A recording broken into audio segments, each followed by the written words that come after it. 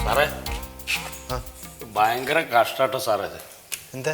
ഞാൻ ആ വെളിച്ചം സ്ട്രീറ്റിൽ നമ്മുടെ കോയ സാറിന്റെ പ്രസിഡന്റ് ആയിട്ടുള്ള അവിടെ നിന്നാണ് വരുന്നത്. 5-6 ദിവസമായിട്ട് ഒരു ഒറ്റ വഴി ലൈറ്റ് പോലും അവിടെ കത്തുന്നില്ല, സ്ട്രീറ്റ് ലൈറ്റ്. അതിന് കട പൂട്ടിയിട്ട് 6 ദിവസമായി സാർ, തുറന്നിട്ടില്ല. ഭാര്യയും കുട്ടികളും ഒക്കെ പട്ടിണിയാണ് ഇപ്പോ. നിങ്ങളുടെ കടയിൽ ലൈറ്റ് ഇല്ലെന്നോ വഴിയിൽ ലൈറ്റ് ഇല്ലെന്നോ? കട വെച്ചാൽ അത് അങ്ങനെ വലിയൊരു കടയല്ല. പിന്നെ ആ സ്ട്രീറ്റിൽ ഒരു പോസ്റ്റിന്റെ ചോട്ടിലൊരു തട്ടുകടയാണ് എനിക്ക്.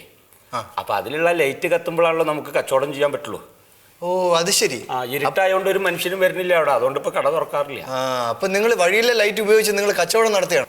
എന്റെ സാറേ അത് അങ്ങനെ അത്ര വലിയൊരു കടയൊന്നല്ല, ഒരു തട്ടുകടയാണ്. വീട്ടിൽ നിന്നൊരു ബൾബ് ഇട്ടിട്ടാണ് ഞാൻ ആദ്യം നടത്തിയിരുന്നത്. അത് എന്നിട്ട് എന്ത് പറ്റി? അപ്പൊ നിങ്ങളുടെ ആൾക്കാരനെ വന്നിട്ട് പറഞ്ഞു വീട്ടിലെ കണക്ഷൻ കട്ട് ചെയ്യും, ഫൈൻ അടക്കേണ്ടി വരും, ബൾബ് ഊരി വയ്ക്കുക എന്ന് പറഞ്ഞപ്പോ ഞാനത് ഊരി വെച്ചു. അത് ശരിയാ ശരിയാ ശരി. പിന്നെ ഒരു പെട്രോമാക്സ് ഉണ്ടായിരുന്നു. അതാണെങ്കിൽ ഇപ്പൊ മണ്ണെണ്ണയും കിട്ടാനില്ല, കത്തിക്കാനും പറ്റില്ല. അപ്പൊ ഈ വെളിച്ചത്തിലാണ് ഞാൻ വീട്ടിൽ നിന്ന് സാധനങ്ങൾ ഉണ്ടാക്കി കൊടുന്ന് അവിടെ വെക്കണതേ. ഇപ്പൊ ഇരുട്ടായപ്പോ ഒരാളും വരുന്നില്ല, അതാണ്. അപ്പൊ ആ ബൾബൊന്ന് കത്തിച്ചിട്ടിയ. ഒരു കാര്യം ചോദിക്കട്ടെ, നിങ്ങളുടെ കടയ്ക്ക് പെർമിഷൻ ഉണ്ടോ? അതില്ല സാർ, ഒരു പെട്രോമാക്സ് ആണുള്ളത്. അതിനിപ്പോ മണ്ണെണ്ണയും കിട്ടാനില്ല, അതുകൊണ്ട് അത് കത്തിക്കാൻ പറ്റുന്നില്ല, അതാണ്. പെർമിഷനും പെട്രോമാക്സും തമ്മിൽ വ്യത്യാസമുണ്ട്. പെർമിഷൻ എന്ന് പറഞ്ഞാൽ കട നടത്താനുള്ള അനുമതി ഉണ്ടോ? പിന്നെ അനുമതി ഉണ്ട്. എവിടുന്ന്? എൻ്റെ അച്ഛൻ നടത്തിയിരുന്നതാണ്. അപ്പൊ അച്ഛൻ്റെ അനുമതി കിട്ടിയിട്ടാണ് ഞാൻ നടത്തുന്നത്. എൻ്റെ അച്ഛൻ്റെ അനുമതി കിട്ടിയിട്ട് നടത്തിയതാണ്. അച്ഛൻ്റെ അച്ഛനെ അവരുടെ അച്ഛൻ അനുമതി കൊടുത്തിട്ട് അങ്ങനെ പാരമ്പര്യമായിട്ട് ഞങ്ങൾ നടത്തി വരുന്നതാണ്. അതുകൊണ്ട് അപ്പൊ നിങ്ങൾ പാരമ്പര്യമായിട്ട് സർക്കാരിന്റെ വെളിച്ചം ഉപയോഗിച്ചുകൊണ്ടിരിക്കുകയാണ്? അത്ര കാലം മുമ്പൊന്നുമില്ല, അന്നൊന്നും അവിടെ വഴി ലൈറ്റ് ഇല്ലല്ലോ സാറേ. ഇപ്പൊ 5 കൊല്ലമായിട്ടേ ഉള്ളൂ സ്ട്രീറ്റ് ലൈറ്റ് വന്നിട്ടേ. 5 കൊല്ലമായിട്ടുള്ളൂ. അപ്പൊ 5 കൊല്ലമായിട്ട് നിങ്ങൾ ആ സ്ട്രീറ്റ് ലൈറ്റ് സർക്കാരിന്റെ വെളിച്ചം ഉപയോഗിച്ചുകൊണ്ടിരിക്കുക? വെളിച്ചമുള്ളതുകൊണ്ട് നല്ല സുഖ കച്ചവടം ചെയ്യാൻ, വലിയ ബുദ്ധിമുട്ടൊന്നുമില്ല. അപ്പൊ ഫൈൻ അടക്കേണ്ടി വരും. 5 കൊല്ലം ഞാൻ പറഞ്ഞുതരാം, കണക്ക് പറഞ്ഞുതരാം. 5 കൊല്ലമായിട്ട് എത്ര സ്ക്വയർ ഫീറ്റ് ഉണ്ട് കട? കട ഒരു 1/2 സെന്റിൽ ഒരു ചെറിയ പെട്ടിക്കടയാണ്. 1/2 സെന്റ് ആകുമ്പോഴത്തേക്ക് സ്ക്വയർ ഫീറ്റ് കണക്കാക്കുമ്പോ 5 × 1/2 സെന്റ് 1.5 ലക്ഷം രൂപ നിങ്ങൾ അടക്കേണ്ടി വരും. നിങ്ങൾ 1.5 ലക്ഷം രൂപ അടക്കേണ്ടി വരും, ഫൈനായിട്ട് അടക്കേണ്ടി വരും. അവിടെ ഇപ്പൊ ബൾബ് ഇട്ടില്ലെങ്കിൽ എനിക്ക് വലിയ കുഴപ്പമൊന്നുമില്ല സാറേ. ഇനി ലൈറ്റ് ഇടാൻ പോകുന്നതും വരാൻ പോകുന്നതിന്റെ കണക്കൊക്കെ അവിടെ നിൽക്കട്ടെ. നിങ്ങൾ ഇത്രയും നാൾ ഉപയോഗിച്ചതിന്റെ അത് ഫൈൻ അടക്കണം, 1.5 ലക്ഷം രൂപ. പിന്നെ അടക്കേണ്ടി വരും ഇല്ലേ? ഒന്ന് പോ സാറേ, അവിടെ അങ്ങനെ ഒരു കടയൊന്നുമില്ല. ഞാൻ വെറുതെ പറഞ്ഞു പറ്റിച്ചതല്ലേ.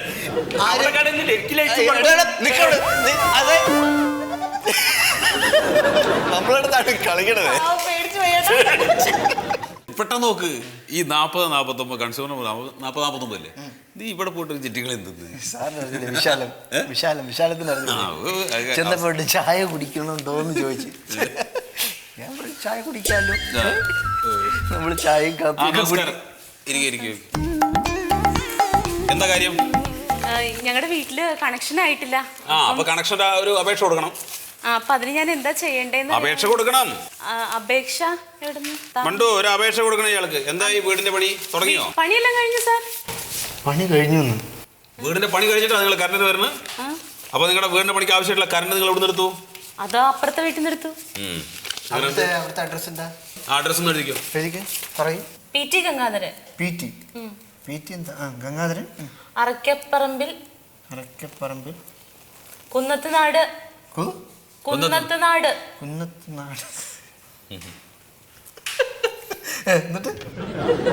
ചുറ്റിലപ്പള്ളി. നിങ്ങളൊക്കെ വിദ്യാഭ്യാസമുള്ള ആളുകളല്ലേ, എന്നിട്ടാണ് നിങ്ങൾ അടുത്ത വീട്ടിൽ നിന്ന് കറണ്ട് എടുക്കുന്നത്?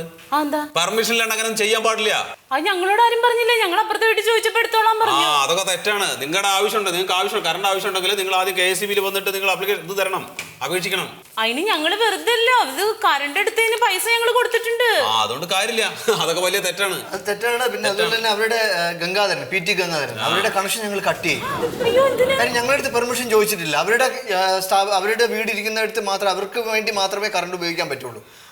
അവർക്ക് നിങ്ങൾക്ക് തോന്നിയ പോലെ മാറി മാറി കറണ്ട് ഉപയോഗിക്കാൻ പാടില്ല. അതറിയില്ലല്ലേ? അല്ല, ഇപ്പൊ അവരാണ് എടുത്തത് ഞങ്ങളാണ് എടുത്തെന്നുള്ളതൊന്നും ഇവിടെ അറിയണില്ലല്ലോ സാറേ. മനസ്സിലായില്ലല്ലോ, പറഞ്ഞല്ലോ സാറേ. അവരുടെ കണക്ഷൻ കട്ടാക്കിയത് ഞങ്ങൾക്ക് കുഴപ്പമാവൂലേ? അവരുടെ കണക്ഷൻ എന്തായാലും കട്ടാവും, അത് ഉറപ്പ്. മാഡം, PT ഗംഗാധരൻ അവരുടെ ഫോൺ നമ്പറും കൂടെ പറയൂ. അവരുടെ നമ്പർ ഫോണില്ല.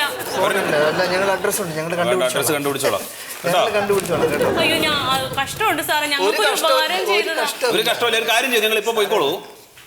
നമ്മുടെ ആളുകൾ അതിൽ വരും. അപ്പോൾ വന്നു കഴിഞ്ഞിട്ട് അതൊക്കെ ഒന്ന് പരിശോധിക്കട്ടെ, അത് നോക്കിയിട്ട് എന്താ പുതിയ കണക്ഷൻ എന്റെ കെട്ടിയാൻ അടുത്ത ആഴ്ച വരും. അതൊക്കെ ശരി, ഞങ്ങൾ അവിടെ വന്നിട്ട് അന്വേഷിക്കട്ടെ കേട്ടോ സാറേ. കണക്ഷൻ എന്നിട്ടേ തരാൻ പറ്റൂ, അല്ലാണ്ട് തരാൻ പറ്റില്ല, അതാണ് സാറേ. കഷ്ടമുണ്ട് സാറേ. എന്നാ പിന്നെ എന്തെങ്കിലുമൊക്കെ ചെയ്ത് കൊടുക്കാല്ലേ? നിങ്ങളൊരു കാര്യം ചെയ്യാം. അങ്ങനെയാണെങ്കിൽ കറണ്ട് കട്ടെടുത്തപ്പോൾ ഒരു 10 റുപ്യ അടയ്ക്കട്ടെ അല്ലേ? 10 ഒരു 10 റുപ്യ അടയ്ക്കാം. പിന്നെ പുതിയ കണക്ഷന് വേണ്ടിയിട്ട് ഒരു 20 റുപ്യ, അങ്ങനെ ഒരു ടോട്ടൽ 30 റുപ്യ അടയ്ക്കും കേട്ടോ. 30 രൂപ അടയ്ക്കാൻ സാറ് പിന്നെ എന്തോരം ടെൻഷൻ അടിപ്പിച്ചെന്നറിയാമോ? അത് ഞാനിപ്പോ തന്നെ അടയ്ക്കാം. അതെയോ? ഇവര് ഭയങ്കര പണക്കാരിയാണ്. 100 രൂപയ്ക്ക് ചേഞ്ച് ഉണ്ടോ സാറേ? എന്ത് 100 രൂപയ്ക്ക് ചേഞ്ച്? 30 രൂപ അടയ്ക്കണ്ടേ? അതെ, ഈ 10, 30 എന്നൊക്കെ പറഞ്ഞ 10 രൂപയല്ല, 10,000, 30,000. 30,000 രൂപ. മണ്ടു, ഇതേ ഒരാൾ വരുന്നുണ്ട്, അവര് എന്താ തരും, വാങ്ങിച്ചു വെച്ചോ. ശരി, അവിടെ ചെല്ലോ, അവിടെ പൊക്കോളൂ. മറിമായം